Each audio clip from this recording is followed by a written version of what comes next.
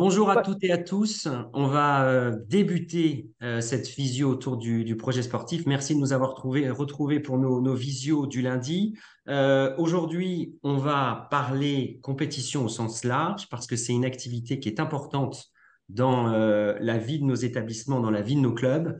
C'est important aussi bien sur le plan financier que sur la fidélité de nos cavaliers et puis globalement sur la dynamique dans la vie de nos clubs.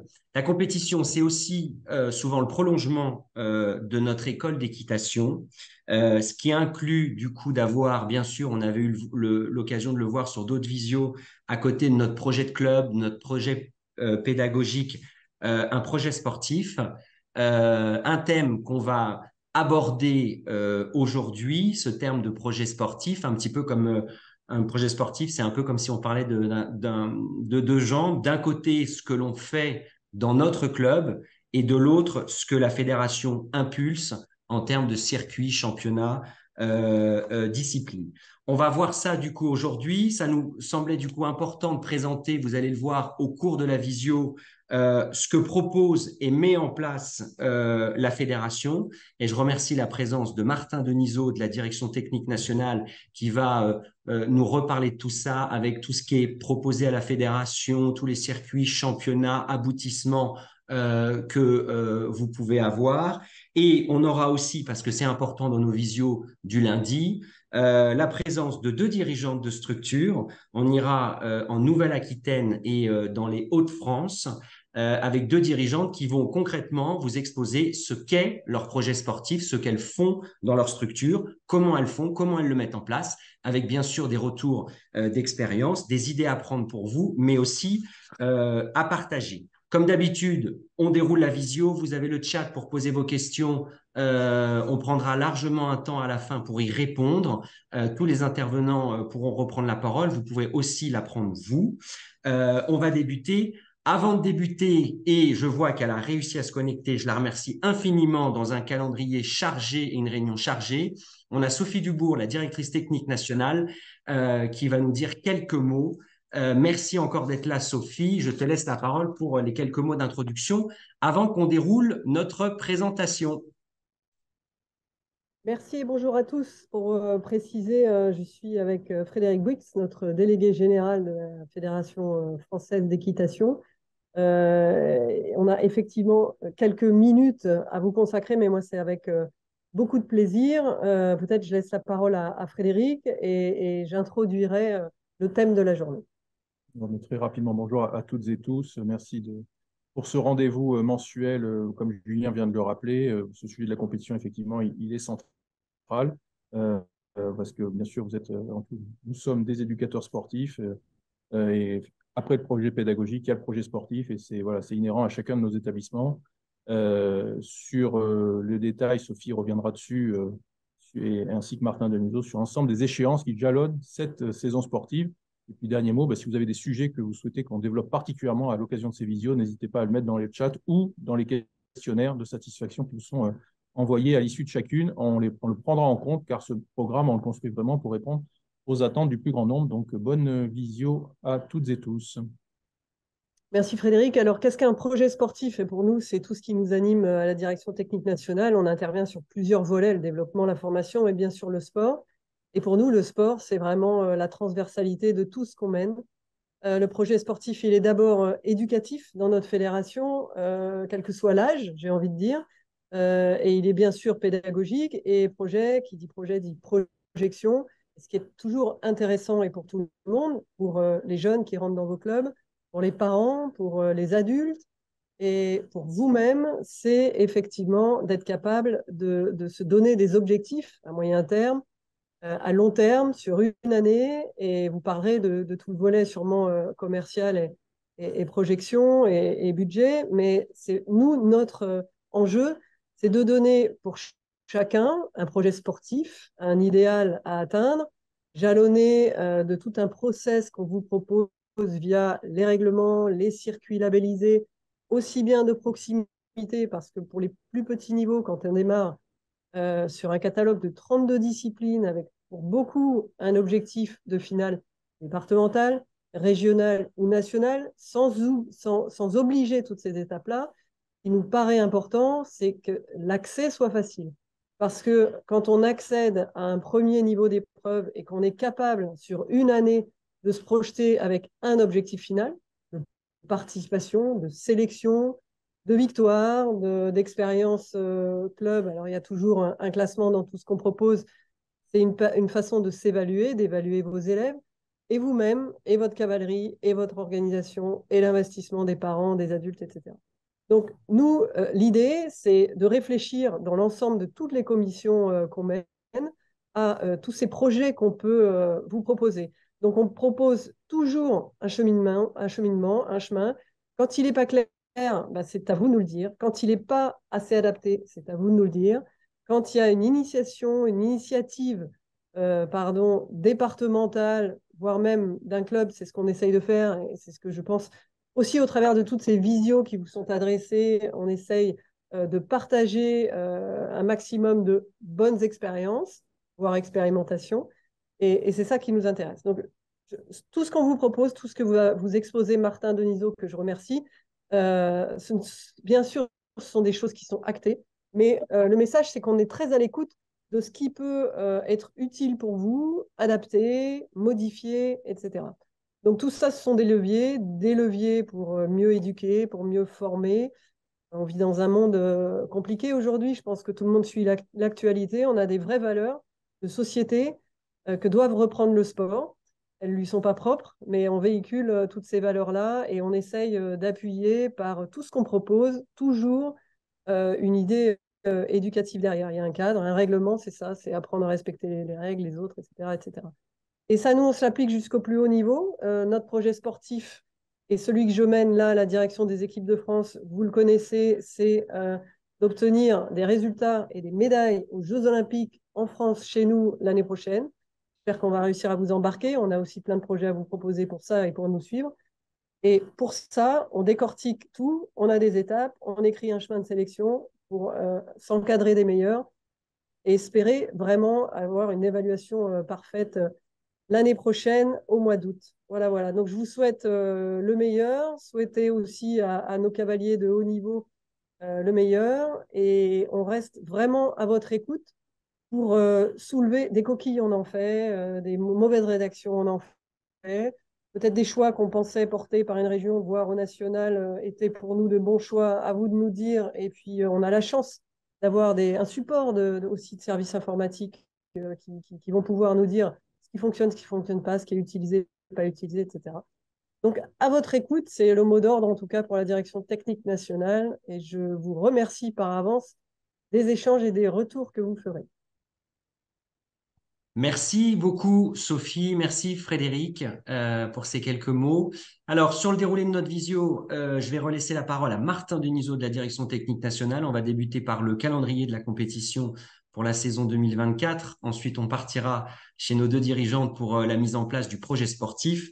Et on évoquera également comment recruter et vendre l'ensemble de ces activités. Martin, c'est à toi. Bonjour à tous. Alors pour commencer et à illustrer un petit peu les propos que Sophie a introduits sur le projet sportif, on est parti du départ, à savoir connaître et déjà à savoir où trouver les règlements. À partir du moment où on se fixe un objectif final, championnat de France, on reviendra sur les différents types de championnats proposés par la fédération. Mais trouver les règlements, donc on vous a mis le lien donc sur le site de la FFE, on va dans l'onglet compétition, puis l'onglet discipline, et ensuite on va trouver les règlements des championnats multidisciplines et les règlements des championnats par discipline. Donc très important de commencer par aller consulter ces règlements en début de saison, même avant même de proposer les projets à vos cavaliers, parce que c'est tout simplement là que vous allez pouvoir observer et regarder quels sont les contrats d'objectifs qui sont fixés en vue de participer au championnat. Le constat, on en discutait avec nos dirigeantes qui vont intervenir ensuite, c'est que les jeunes se prennent aussi au jeu, de savoir le nombre de points à acquérir pour accéder à ces championnats. Et ce contrat d'objectifs, il va jalonner aussi la saison et les qualifications en vue d'aller faire ces championnats de France.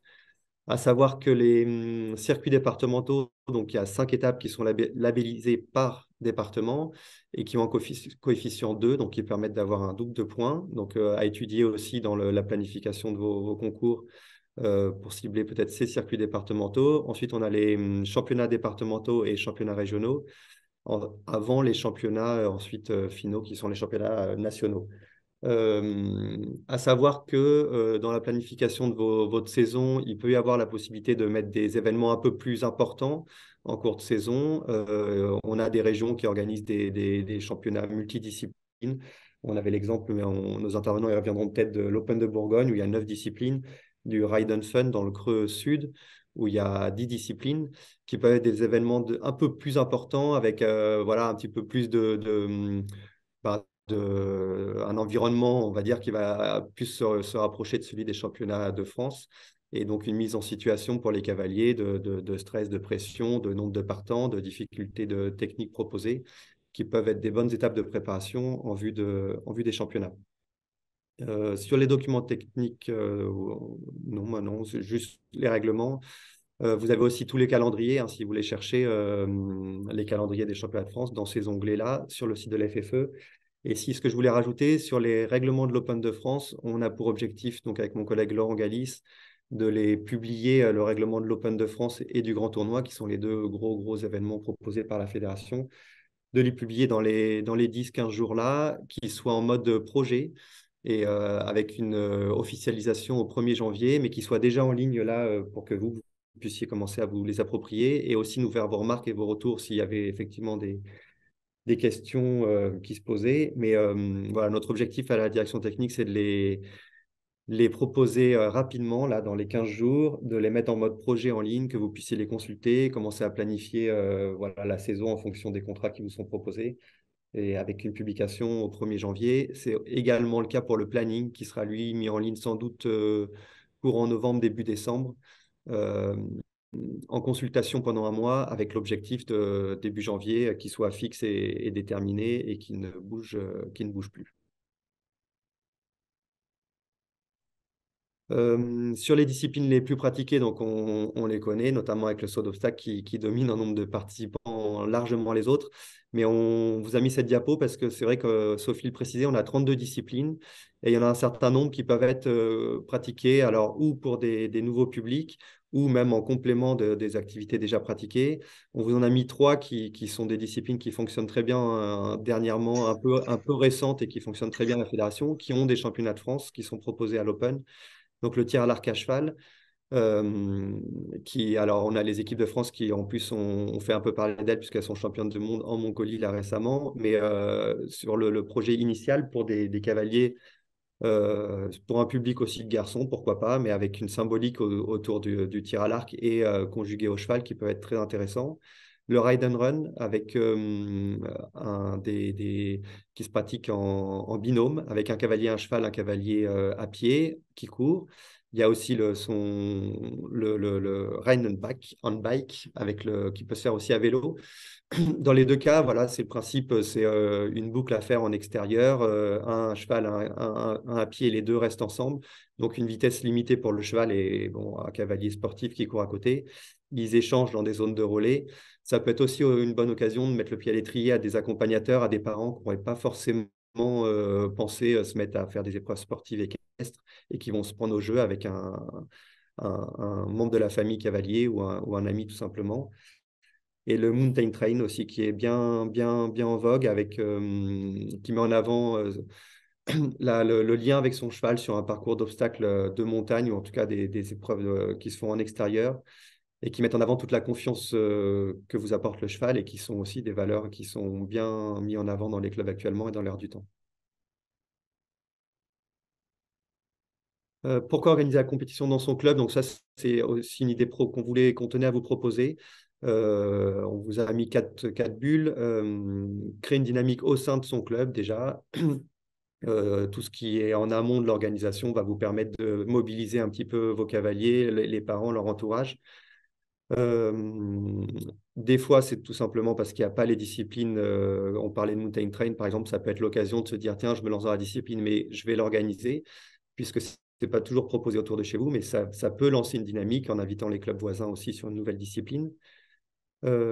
Qualifier les élèves à un moindre coût, ça va de soi. Dans un contexte économique qui est de plus en plus compliqué, ben, c'est un bon moyen de marquer des points et de se qualifier sans faire trop de frais, mettre trop de frais à vos cavaliers. On y reviendra un petit peu plus tard sur l'aspect financier. Et ensuite, je crée un circuit local de compétition avec mes collègues environnants. Il me manque un T d'ailleurs. Ben là, on s'inscrit dans une dynamique locale où on propose un circuit de compétition auquel on participe et où on va s'inscrire dans un circuit de préparation en vue d'échéances ensuite plus importantes. Alors là, une diapositive importante puisque vous avez le planning des principaux événements proposés par la fédération pour l'année 2024, qui démarre avec le Printemps du Style, qui est un championnat de Hunter qui a lieu à La Motte-Beuvron. Donc, c'est toutes les catégories du Hunter regroupées sur une semaine de compétition à La Motte-Beuvron, avec des modules de formation également pour les enseignants et les officiels, et les cavaliers aussi, puisqu'il y a un format où on propose d'ailleurs des stages le matin et des compétitions l'après-midi, ou un stage une journée, une compétition le lendemain. Donc ça, pour faire une première approche du Hunter, ça peut être un bon moyen. Le grand tournoi, donc là, c'est les sports collectifs, Horseball, Pony Games, Polo. À La Motte-Beuvron, le gros championnat des divisions club et poney pour ces disciplines-là. Ensuite, le National Team du 18 au 20 mai qui a lieu à Jardy. C'est un championnat amateur par équipe dans les 3 disciplines olympiques et le Hunter. Le gros championnat de l'année, donc le Generali Open de France dont je vous parlais tout à l'heure, 2 sessions, la semaine poney et la semaine club. Entre les deux, le championnat de France amateur qui a lieu au Mans, 3 disciplines olympiques, Hunter, voltige, si je ne me trompe pas. Donc au Mans, entre les 2 Open. Ensuite, les rendez-vous de Sologne au mois d'août à la Motte-Beuvron, qui est un nouvel événement qui a été proposé pour la première fois cette année et qui aura lieu du fin août à la Motte-Beuvron également en 2024, qui regroupe les divisions club, poney et amateur. Et enfin, le national enseignant, on vous l'a mis, ce n'est pas forcément un objectif pour vos élèves, mais ça peut être un objectif pour vous sur un regroupement qui regroupe des enseignants avec un brainstorming et une ambiance vraiment professionnelle avec que des enseignants et des dirigeants de club. Et c'est aussi l'occasion d'échanger, de rencontrer ou de re-rencontrer d'anciens collègues de formation, etc. Et c'est un bel événement de regroupement de notre corporation de dirigeants et moniteurs de centres équestres. Merci Martin pour ces précisions. On se garde bien sûr à la fin de la visio. Si vous avez besoin de poser des questions à Martin sur tel et tel championnat, telle et telle discipline, n'hésitez pas à y réfléchir, à le mettre dans le chat. Il y répondra avec plaisir. Maintenant qu'on a un peu posé le décor, c'était important de voir comment on active ça dans un club. Et je vous le disais en introduction, on a 2 dirigeantes. Je remercie Julie Chevalier du centre équestre des Hauts-de-Blon en Nouvelle-Aquitaine et Caroline Liller des Hauts-de-France pour les écuries des Charmes qui vont nous parler de leurs projets sportifs. Dans un premier temps, on va démarrer par Julie pour nous expliquer un petit peu ce que tu mets en place dans ton club, quel est ton projet et comment tu l'actionnes. Ok. Bonjour à tous, je suis donc Julie Chevalier et je dirige le centre équestre des Hauts-de-Blon basé en Limousin, dans un coin plein de nature. J'ai mon leitmotiv, c'est une équitation pour chacun, du plaisir pour tous. Et là-dedans, dans ce leitmotiv, j'ai mis donc un projet de compétition qui me permet de fidéliser ma clientèle et de faire venir aussi d'autres clients. Avec l'idée que la compétition, ça nous aide à la progression. Moi, j'essaye de me mettre comme objectif de la régularité dans la performance, arriver à avoir plusieurs chevaux qui gagnent facilement et des élèves qui gagnent aussi des épreuves, que ce soit pas 1 ou 2 élèves, mais vraiment tous les élèves du club. Et ensuite, autour de cette compétition-là, le but, c'est de partager des moments de vie et de grandir ensemble. Parce qu'on sait que la compétition va emmener au dépassement de soi, mais aussi à tout ce qui va être vie en communauté, parce qu'on part souvent en séjour sportif tous ensemble. Voilà. Merci Julie. Caroline, de ton côté? Oui, bonjour, donc moi c'est Caroline des Écuries des Charmes dans le Pas-de-Calais. On a chez nous donc 400 licenciés et on essaye de proposer une équitation avec plusieurs objectifs, c'est-à-dire qu'on va avoir aussi bien des cavaliers de loisirs que des cavaliers qui font de la compétition. Donc ça représente à peu près une cinquantaine de cavaliers cette année pour nous qui ont fait différents championnats dans plusieurs disciplines. Et mon objectif principal, c'est de réussir à faire progresser mes cavaliers dans la technique vers un niveau amateur, un galop 7, et qu'ils soient tous capables d'être propriétaires de leurs chevaux par la suite. Donc on essaye d'avoir vraiment des objectifs de compétition à long terme et de ne pas se contenter d'avoir des cavaliers qui font une saison de concours ou une seule fois les championnats. Donc ça, c'est notre façon de gérer un petit peu ça. Et c'est aussi notre façon de créer des nouveaux propriétaires chez nous qui, à la base, étaient juste cavaliers de loisirs. Merci, Voilà pour nous. merci. Merci Caroline. Donc ce qui est intéressant, c'est qu'on a un peu deux focus, hein. On a d'un côté avec Julie, avec la compétition club, avec ses multidisciplines, et l'intérêt aussi pour ceux qui nous écoutent, c'est Caroline avec ce bascule aussi vers la compétition amateur progressivement, hein, comme tu le disais, où on a aussi tous les circuits que nous présentait tout à l'heure Martin. Alors quand on parle de projet sportif, il y a un moment où il faut une fois qu'on l'a défini, donner des axes, donner des objectifs et une temporalité aux cavaliers. Alors, avant de rentrer, on vous a préparé des fresques qui concernent les activités de Julie et Caroline. Mais là, il y avait 4 grands temps forts dans l'année où vous portez des messages à vos cavaliers, où vous faites des réunions, où vous définissez des choses. Est-ce que vous pouvez nous les réexpliquer? Je crois que ça démarre, Julie, avant l'année, c'est-à-dire dès la fin de l'année pour préparer l'année suivante avec un premier rendez-vous au mois de juin. Exactement. Moi, j'essaye dans mes cours du mois de juin faire des bilans à chaque élève vers la fin de l'année et de déterminer ce qu'ils veulent faire l'année prochaine.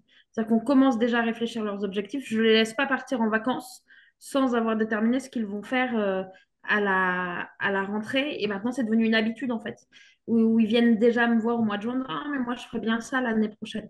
Ça me permet, moi, de me laisser le temps pendant l'été, de me retourner pour choisir des chevaux, commencer à réfléchir à mon planning de l'année future et ainsi de suite.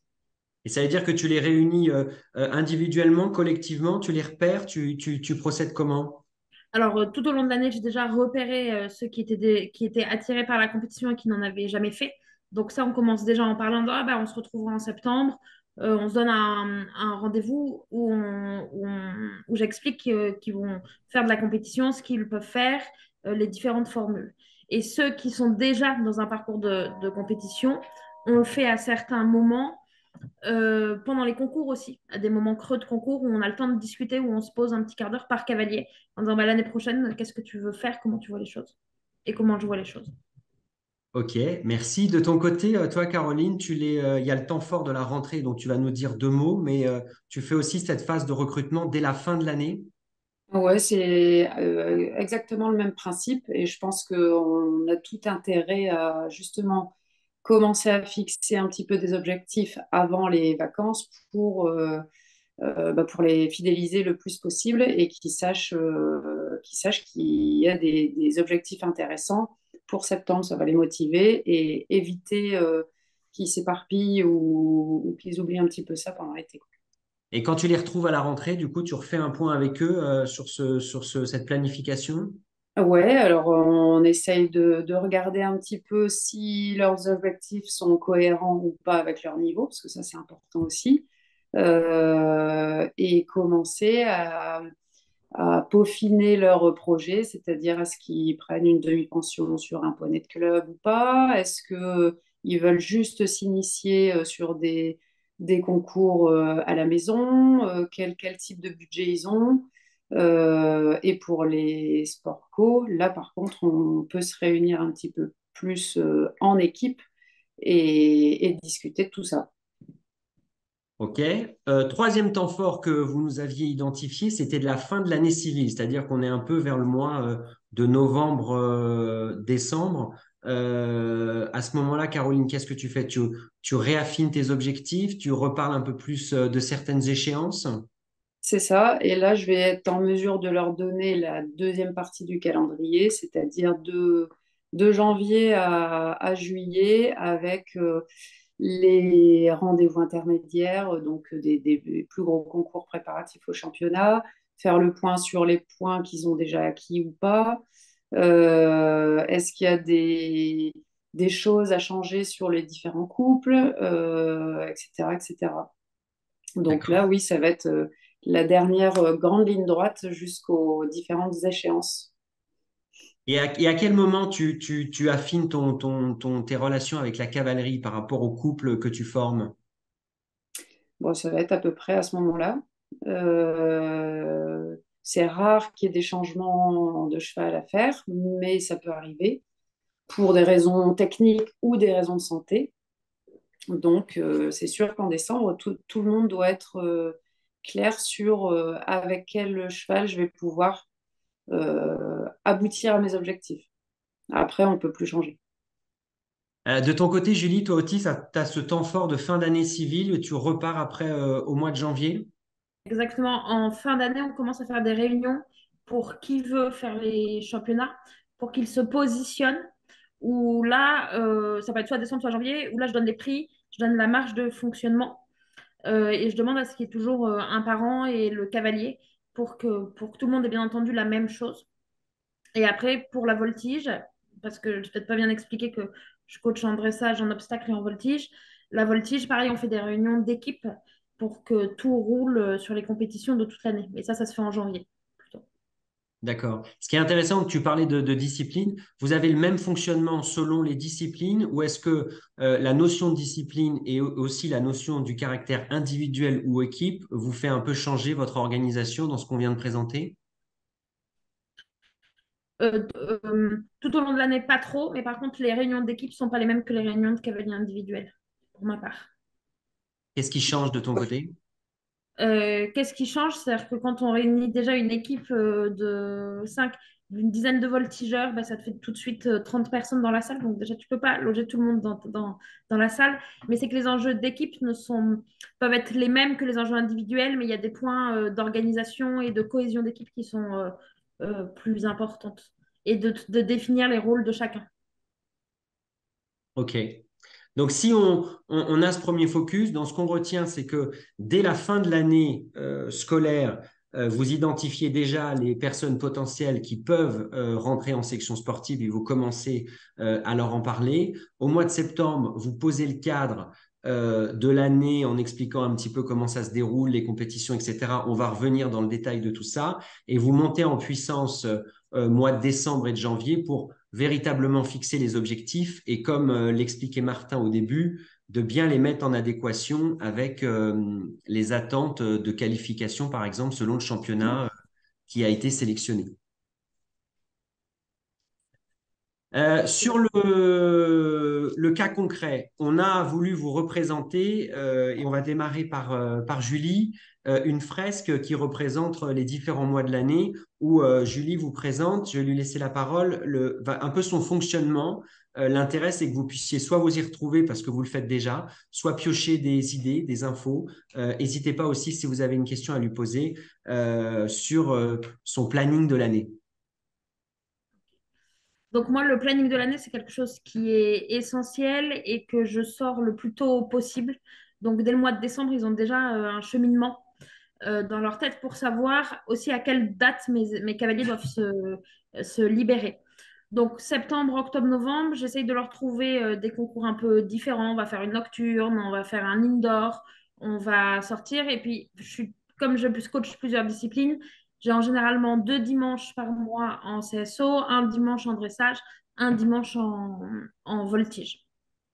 À partir de décembre, je fais intervenir à peu près un intervenant par mois, où j'ai un intervenant extérieur de la discipline, qui vient pour faire des renforcements techniques sur certains points et ça me permet d'avoir un retour aussi extérieur parce que quand on voit nos cavaliers toutes les semaines, c'est pas facile. Des fois, tu t'habitues à un petit défaut, mais ça fait du bien de voir, enfin, vous le savez tous, ça fait du bien de voir le retour extérieur.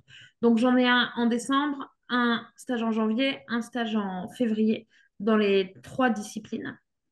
Et ensuite, je remets un intervenant extérieur au mois d'avril qui est capable de faire dressage et CSO, où on va plutôt préparer un peu de prépa mentale et aller gérer un peu la pression.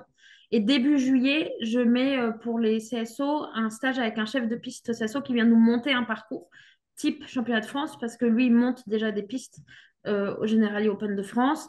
Et j'ai la même chose, j'ai un champion du monde de voltige qui vient nous voir pour vérifier un tout petit peu la Corée. Et en dressage, on a un juge de dressage aussi qui vient faire dérouler pour donner des différents avis. Un autre moment fort de mon année, c'est au mois d'avril pour ma cohésion d'équipe en voltige. On fait des stages de 2 jours avec un intervenant extérieur où les jeunes dorment sur place parce qu'on a un gîte sur place. Ils dorment sur place. Ça permet aussi de huiler la vie en commun, d'apprendre à participer parce qu'au championnat de France, on vivra tous ensemble.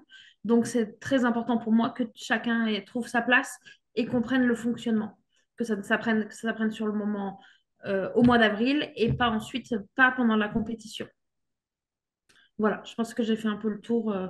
Si j'ai oublié de dire que on se déplace aussi, mars, on fait des petits concours et après, plus on avance vers mai-juin, plus on essaie d'aller chercher des grandes carrières avec beaucoup de décors et de choses extérieures pour les préparer à la motte ensuite. Voilà. Merci, Julie. Caroline? Oui, alors moi sur le principe est un petit peu le même, ma saison se fait en 2 temps. Donc ils ont le calendrier de septembre à décembre, ils l'ont fin août, début septembre.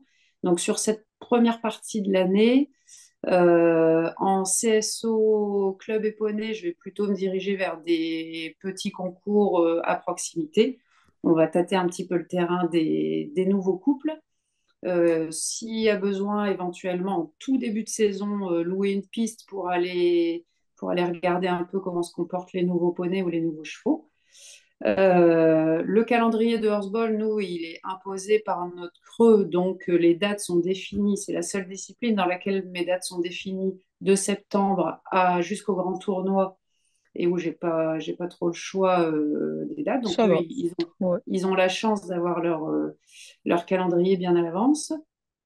Et puis, pour construire la saison, ils ont des cours collectifs et des cours particuliers, mais on va leur proposer des stages à chaque vacances, sans obligation de participation, soit avec des intervenants extérieurs, soit avec, comme Julien en parlait, un juge de dressage qui vient regarder les reprises pour le complet ou des choses comme ça. Donc, on va essayer petit à petit de effectivement monter en puissance et d'avoir de plus en plus de préparation.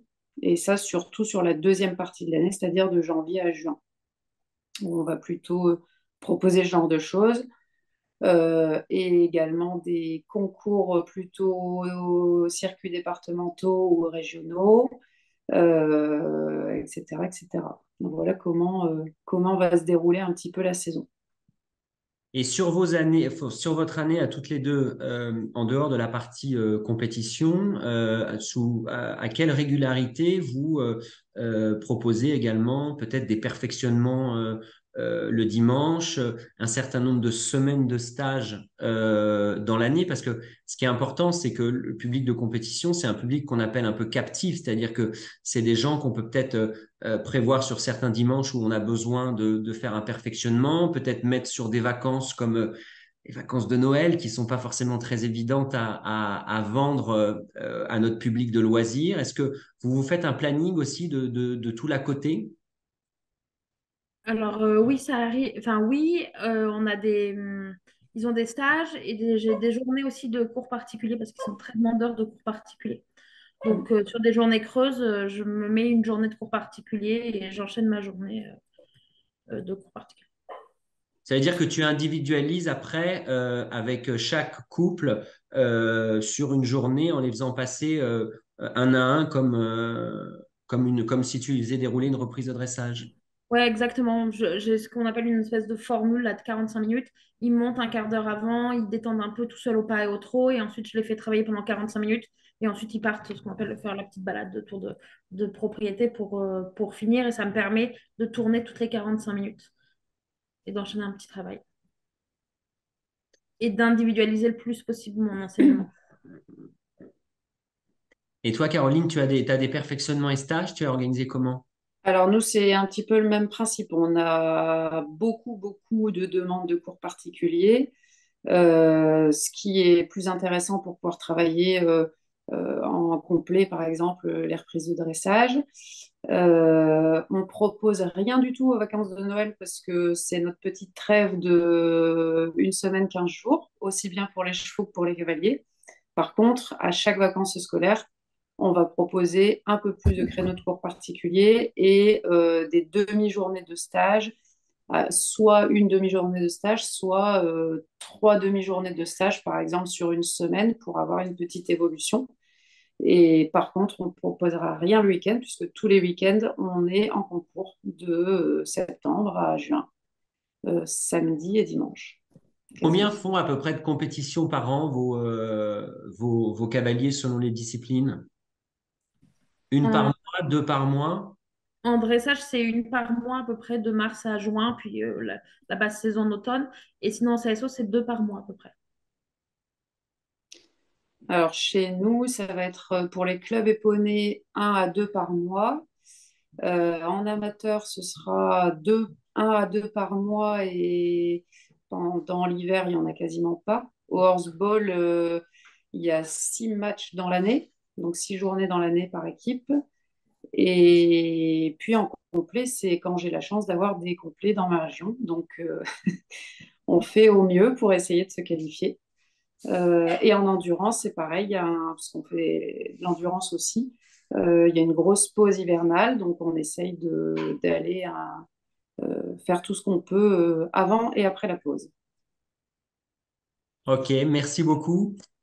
Sur ce planning, il semblait important de vous rappeler une petite information, Martin, sur les stages au parc équestre fédéral et surtout en lien avec la compétition, sur tout ce que ça apporte et surtout ce que vous pouvez y faire pour préparer une échéance sportive ou travailler avec vos cavaliers. Ouais, juste vous rappeler que bah, durant toutes les vacances scolaires, le parc est ouvert au centre, à vous, aux dirigeants qui peuvent s'inscrire sur une semaine de stage, venir avec votre propre cavalerie, vos cavaliers, sur un stage tout compris, puisqu'il y a l'hébergement, les repas et ensuite la mise à disposition des installations sportives. Donc, avec effectivement des rectangles de dressage, des parcours de CSO. Pas plus tard que ce matin, je montais avec le personnel du parc équestre un petit parcours de cross Club 3, Club 2, sur un terrain qui est praticable toute l'année, puisqu'il est, qui est vraiment bien stable et sableux. Il y a aussi sur ces stages la possibilité de s'inscrire à des dispositifs de découverte de discipline. Donc, il y a là, pour le coup, des experts fédéraux qui sont proposé par la fédération pour vous faire découvrir un coup le tir à l'arc à cheval et une autre fois peut-être le mountain train, etc. Mais vous inscrivez, quand vous êtes sur votre semaine de stage, vous inscrivez à ces options de découverte. Et comme le disait Julien, bah, c'est une bonne occasion de se préparer, de venir aussi un peu sur le site de l'Open de France. Vous pouvez, en tant que dirigeant, organiser une compétition sur le site sur le site du parc équestre. En général, les stages se font du lundi au vendredi ou du lundi au samedi et vous pouvez organiser, déclarer une DUC et organiser une compétition de saut d'obstacle si vous voulez le dernier jour de votre semaine de stage, à laquelle, bien sûr, vous ouvrez aux autres participants de la semaine qui seraient avec vous en stage sur le parc équestre. Donc ça, c'est une option. On parlait tout à l'heure des gros rassemblements multidisciplines où Julie parlait d'aller faire les concours arc ou roman. Voilà, il y a aussi la possibilité de venir sur le parc et d'être dans le contexte vraiment du championnat et d'initier ses cavaliers un petit peu dans les mêmes carrières qui sont souvent de grande taille et sur le site de la fédération. faut pas s'y prendre trop tard, je pense, pour les inscriptions, notamment pour les dernières qui doivent être les vacances de Pâques. Mais voilà, toutes les infos sont disponibles sur le site de la FFE. Merci Martin. Quand on parle de projet sportif, il y avait un autre point que Julie et Caroline ont voulu aborder. C'était une fois que on a défini sa saison, qu'on a un certain nombre de concours, comme on l'a vu, les intervenants, les stages, arrive souvent la phase des championnats de France. Les championnats de France, ça peut durer une semaine, 10 jours. Et les remontées qu'on a eues de plusieurs dirigeants, c'était aussi de dire comment on occupe ces cavaliers sur l'ensemble d'une semaine, selon la discipline que l'on fait. On peut être pris pendant 2 jours, 3 jours, 4 jours, et il faut souvent l'expliquer aux cavaliers, puisque on fait pas 4 allers-retours dans la semaine pour ramener les uns et ramener les autres. Et Julie et Caroline, voulez-vous partager quelques expériences et infos pour occuper les cavaliers et faire d'une semaine de championnat une semaine complète, si je peux dire. On démarre avec Julie. Ouais. Donc moi, chaque cavalier a son cheval et dans ce que je vends, c'est une semaine avec son cheval de compétition. Donc il ne le partage pas avec quelqu'un, mais il s'en occupe tous les jours. Avant les épreuves, on fait des séances de travail, que ce soit à l'obstacle ou en dressage, pour continuer de préparer le couple. Généralement, dans la semaine, ils ont une épreuve en individuel et je m'arrange toujours pour qu'ils courent une autre épreuve par équipe parce qu'on sait à quel point un championnat, ça peut être difficile et qu'ils ont plus de chances d'être contents d'eux à la fin de la semaine quand, si jamais ils loupent un championnat, eh ben, ils peuvent en faire un deuxième. On sait que des fois, il peut y avoir des aléas extérieurs qui ne sont pas toujours faciles à gérer et ça évite les grosses déceptions à la fin de la semaine. Donc, généralement, nous, en CSO, donc on part en individuel et en équipe, ou bien aussi, j'ai beaucoup de cavaliers de CSO qui préparent aussi l'équiathlon. Et comme j'ai aussi des cavaliers de dressage, ça me permet d'en envoyer un cavalier en dressage, un en cross, un en CSO. Et ils représentent un petit peu le club et ils ont ça sur les épaules et ça leur plaît beaucoup. Une fois que leurs épreuves sont passées, les jours suivants, on enchaîne, soit ils font des balades, soit ils continuent de travailler. Le shopping, je pense que c'est devenu quelque chose de plus d'important. Il faut des plages shopping à la mode Beuvron. Ça fait partie des choses réussies. Il y a aussi des activités qui sont proposées au parc équestre le soir. Nous, ça ne correspond pas à notre organisation, donc on ne reste pas. Mais je sais qu'ils ont été faire une soirée un soir. Je suis en train d'oublier quelque chose. Ah oui, si, quand j'avais que 4-5 cavaliers, et des fois, ça nous arrivait d'avoir des jours creux au départ, ou des après-midi creuses, on faisait des sorties piscine, tous ensemble. On a été au Center Park et tout, ça les a beaucoup fait marrer. Ça faisait partie du petit truc en plus la journée extérieure. Maintenant que j'ai une dizaine de cavaliers à chaque fois, on a des épreuves tous les jours, donc on n'arrive plus à le faire. Mais ce petit temps de décontraction tous ensemble, c'était quelque chose qui leur plaisait beaucoup. Juste, Julie, là, tu en as parlé, mais l'équiathlon, ça a été créé depuis 2 ans, je dirais, 2, 3 ans. C'est assez récent. Si vous voulez en savoir plus, c'est sur le règlement du concours complet. Et si vous l'avez bien compris dans ce que je vous ai expliqué, c'est un concours complet, mais qui peut se faire par 2 ou 3 cavaliers où chacun fait une des épreuves. On peut en avoir un qui fait 2 épreuves et le deuxième qui fait la troisième, ou trois et chacun fait une des disciplines. C'est quelque chose qui a été mis en place récemment pour aussi mettre un peu le pied à l'étrier à des cavaliers dans cette discipline, notamment pour des fois certains qui n'osent pas faire le cross, mais voilà, avec un copain, bah, ils s'engagent et finalement, ça les initie un petit peu au concours complet d'équitation. Et je crois aussi, Martin, hein, qu'il y a ce type d'épreuves et des disciplines qui ne comptent pas dans les participations et qui peuvent être faites en plus sans gréver le nombre de participations qu'on a le droit en CSO dressage, parce qu'on sait que c'est toujours un puzzle d'arriver à tout monter pour le planning de l'Open, mais qu'on peut le faire en plus, si je résume. Oui, exactement. Mais ça, Euh, Pardon. ouais. Non, mais ça, c'est le règlement de l'Open de France, là, dont je vous disais que la version 2024 sera en ligne, mais déjà dans la version 2023, vous pouvez aller. Alors, ça s'est pas bouleversé d'une année sur l'autre, heureusement, et donc vous pouvez aller déjà y jeter un œil. Merci, Caroline.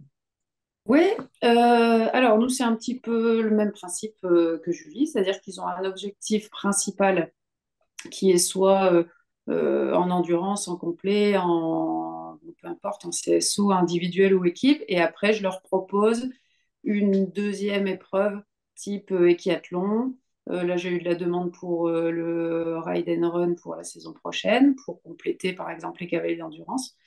Donc, on essaye de multiplier un petit peu plus tant qu'on est là-bas les engagements, on va dire. Et après, dans la semaine, les cavaliers qui ont quelques jours avant leur jour de concours, on va travailler individuellement ou en petits groupes pour finir de préparer les épreuves. Ensuite, j'essaye le plus possible en fin de journée de visionner avec eux les parcours qu'ils ont pu faire pour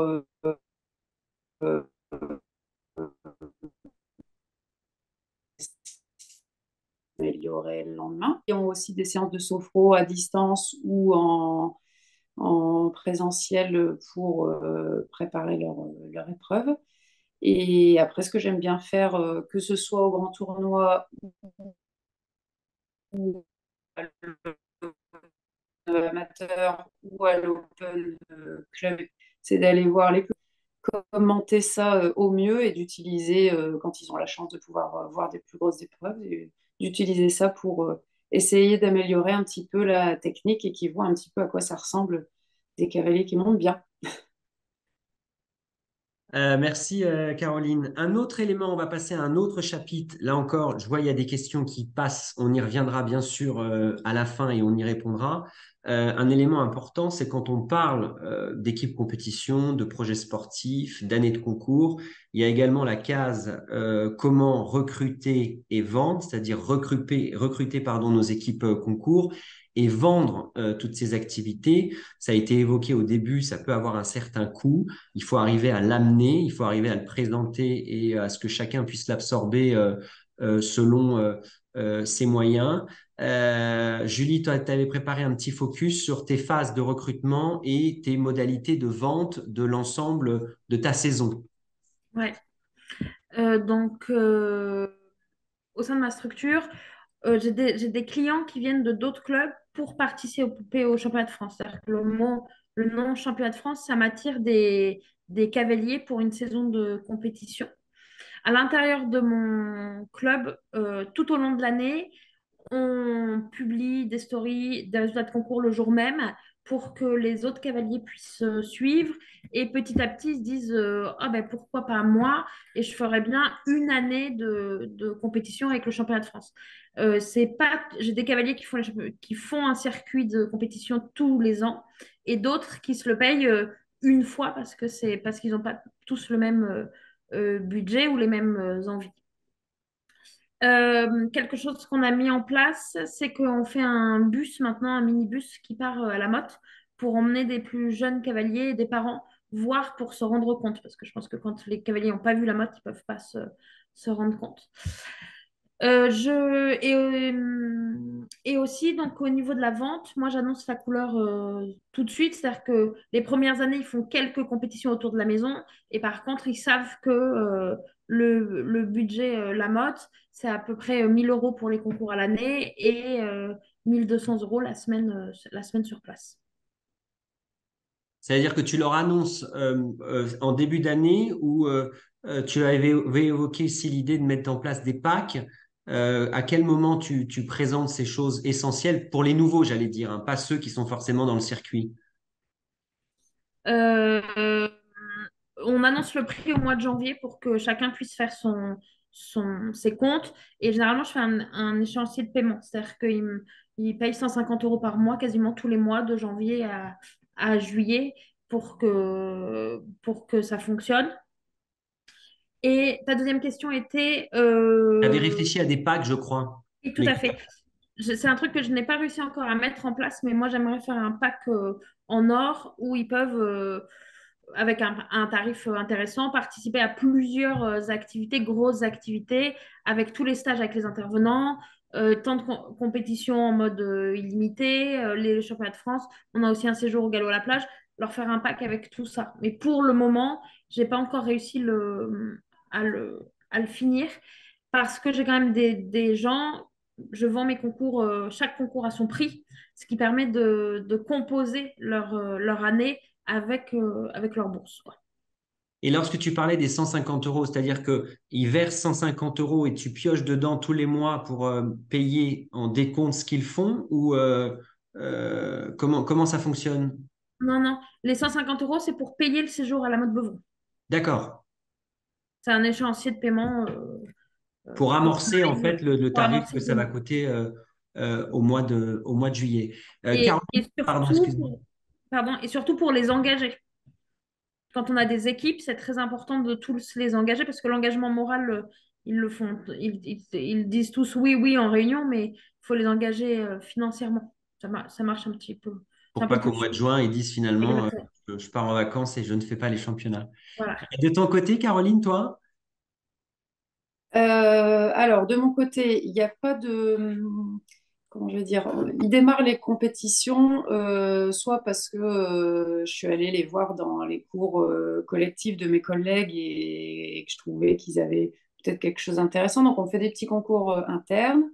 Ça me permet aussi parfois de pouvoir commencer à discuter un peu des compétitions officielles avec les parents, pourquoi pas. En général, ils commencent par une première saison où ils font les CIF à la maison. Et ensuite, ils commencent à sortir en extérieur. Ils savent dès le début que s'ils veulent faire les championnats, tout ce qui est indice 3, ils ont moins besoin de régularité qu'à partir de l'indice 2, que ce soit en club poney ou amateur. Donc ça, ils le savent. Ils connaissent dès septembre, pour les cavaliers qui sont intéressés par la compétition, les tarifs des concours.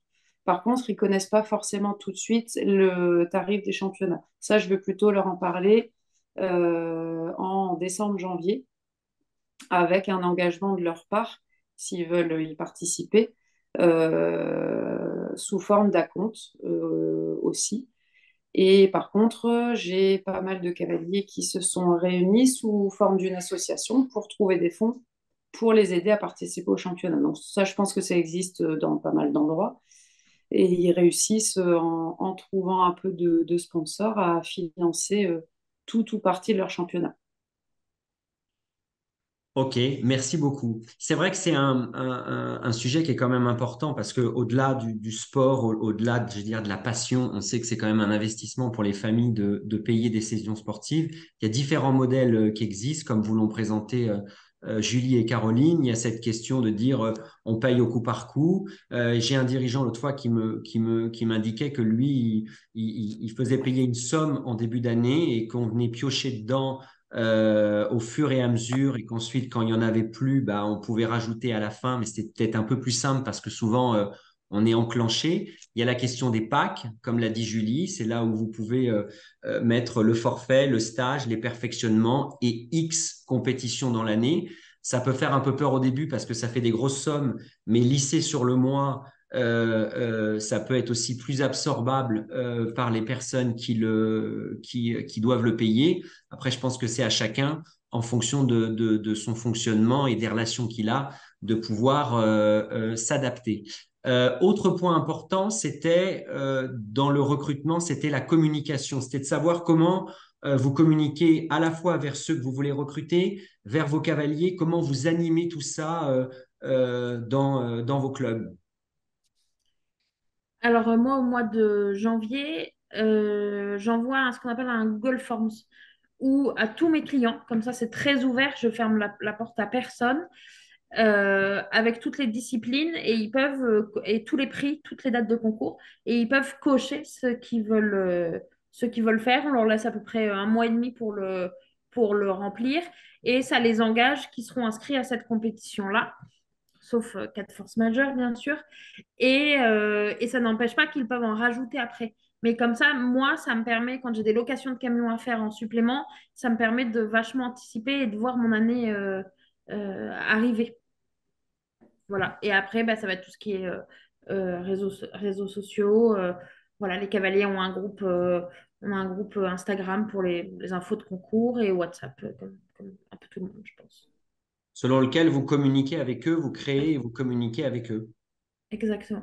Et tu fais aussi des reportages sur tes compétitions pour faire vivre au sein du club, donner les informations des résultats des sections. Je crois que tu avais parlé aussi de la mise en Ouais, avant du top 10 que tout propose à la fait. fédération. Exactement. Ça, c'est quelque chose qui a bien marché. Donc, on a reçu un mail à partir du mois de mars du top 10 du département. Et donc, ça, on l'a mis en valeur parce que ça nous a permis de. Parce qu'on était plusieurs fois premiers dans les disciplines de dressage et de saut. Donc, on l'a mis, on a fait une belle campagne dessus sur les réseaux sociaux. Et aussi à nos cavaliers parce qu'ils étaient hyper fiers d'eux. Quelque chose de très important. Caroline, de ton côté? Alors nous, on va pas mal utiliser Facebook et Instagram pour tout ce qui est résultats de concours, informations sur les concours à venir, sur les résultats, etc. Avec mes cavaliers, je vais beaucoup fonctionner par WhatsApp, donc où j'ai des groupes par discipline et où je vais pouvoir leur communiquer les dates des prochains concours, les plannings pour plusieurs mois, les tarifs, des choses comme ça. Et eux, ils vont pouvoir aussi échanger sur ces groupes-là, sur leur organisation, je dis des bêtises, le covoiturage, des choses comme ça pour essayer de limiter aussi un petit peu les frais. Et donc voilà comment on fonctionne. Et dans le recrutement, on parlait tout à l'heure, vous faites des sessions de détection Et, dans vos et, structures? donc, qui ne sont pas.